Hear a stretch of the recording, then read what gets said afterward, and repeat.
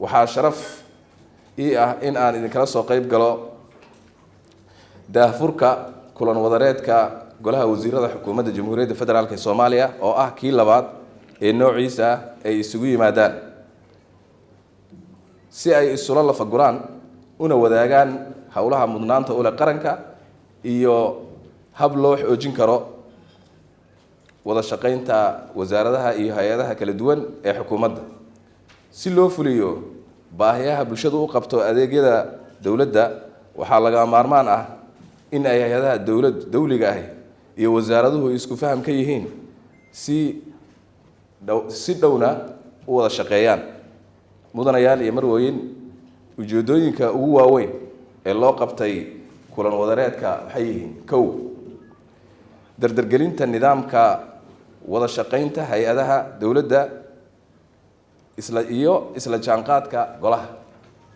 saalax wuxuu ku tilmaamay in jaanta iyo jiibta hal mar la isla qaado marka waa qodobka koowaad qodobka labaad falanqaynta hawlaha hortaminta u leh xukuumadda iyo hay'adaha kala duwan ee dawladda qodobka saddexaad adkaynta dhaqangelinta xeerarka dalka iyo hirgelinta qorshe hawleedyada xukuumadda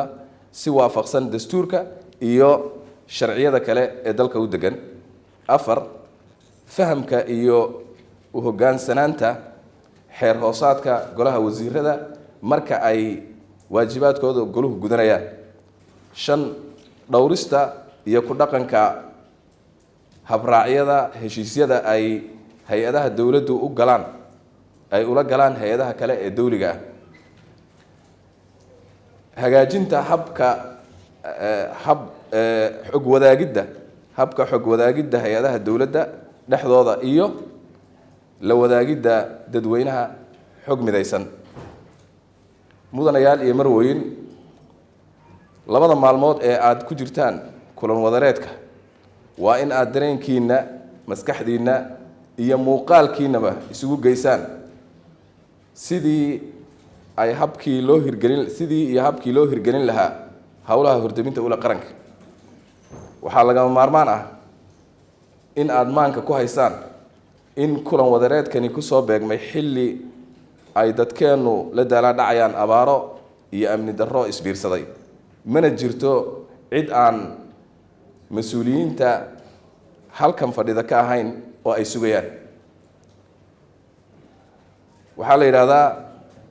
madax meel ka sarreyso oo la salaaxa ma leh